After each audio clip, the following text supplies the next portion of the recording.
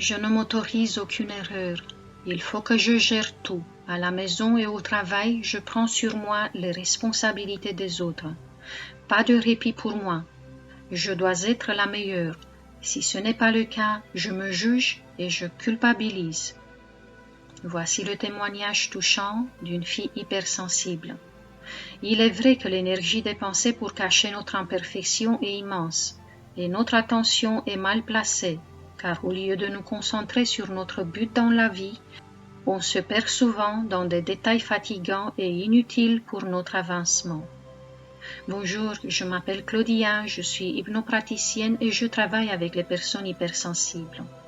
Aujourd'hui, je vais vous parler de l'effet destructeur du perfectionnisme sur nous-mêmes, car beaucoup d'hypersensibles et de hauts potentiels sont concernés.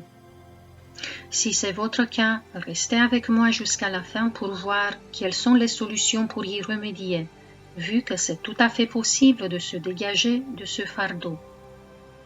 Je veux tout d'abord souligner le fait qu'il existe une forme de perfectionnisme sain caractérisée par la présence d'un sens de la persévérance, de l'organisation et qui peut mener à la réussite.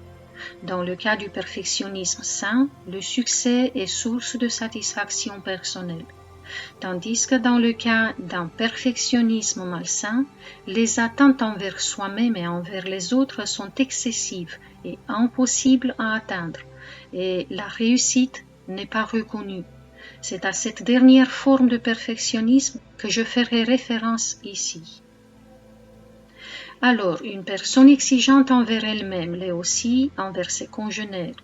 Elle aura donc souvent des relations tendues avec les amis, mais avec les membres de sa famille aussi. Elle a peur de l'échec car il n'y a rien de plus effrayant pour un perfectionniste que l'insuccès, la défaite. Dans leurs projets, les perfectionnistes avancent lentement, ayant besoin de vérifier et revérifier chaque détail. Il y a aussi le risque de ne pas mener à bout leur plan parce qu'ils trouvent que c'est imparfait et donc pas acceptable. Les obstacles les déstabilisent et puis ils font tout pour ne pas être confrontés à la critique. Pendant tout ce temps-là, l'autocritique est permanente et liée à tout ce qu'ils font ou qu'ils ne font pas. Dites-moi en commentaire si vous vous reconnaissez dans tout ça. Et si c'est le cas, à quel point êtes-vous perfectionniste et comment vous vivez cette situation?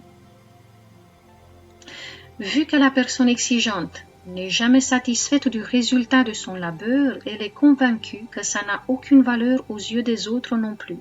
Donc, un simple geste ou regard inoffensif de leur part peuvent être mal interprétés et provoquer des frustrations et ruminations obsessionnelles.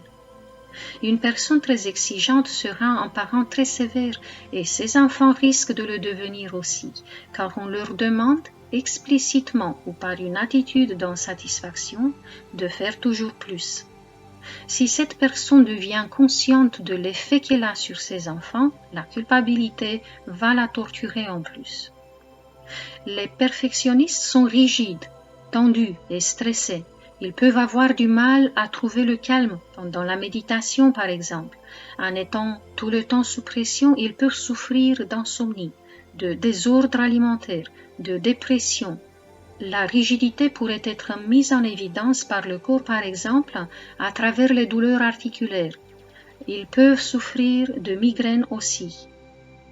Mais qu'est-ce qui fait qu'une personne soit perfectionniste à l'extrême? De toute évidence, pendant l'enfance, la personne perfectionniste s'est sentie dégradée. Ses réussites ont dû être amoindries et les erreurs systématiquement mises en évidence. L'enfant s'est forgé la croyance qu'il n'était bon à rien, que peu importe les efforts fournis, il n'arrivait jamais à satisfaire un ou ses parents. Il peut s'agir aussi d'une sœur ou un frère dévalorisant. Au-delà de ça, il est important de se rappeler que toute expérience extérieure n'est que le reflet de ce qui se trouve à l'intérieur de nous. Cette voix cassante qui critiquait tout ce qu'on faisait pendant l'enfance, on l'entend toujours, même à l'âge adulte, et même si le parent en cause n'est plus là. Car cette voix et restera toujours à l'intérieur de nous jusqu'à ce qu'on l'identifie et qu'on la transforme. On peut faire un travail conscient pour diminuer de plus en plus la voix qui nous critique, en s'autorisant à être imparfait, à accorder moins de temps aux tâches qui nous prenaient avant beaucoup d'énergie par souci de perfection. On peut apprendre à écouter les critiques qui sont constructives et faites dans le respect pour qui l'on est. On peut apprendre aussi à déléguer même si l'on a l'impression que nos proches ne font pas un travail parfait. Se parler à soi-même avec bienveillance et se féliciter pour chaque chose accomplie est une autre méthode pour réduire le perfectionnisme obsessionnel, s'encourager soi-même aussi. Vous avez aussi le choix de travailler avec votre inconscient pour opérer des changements durables.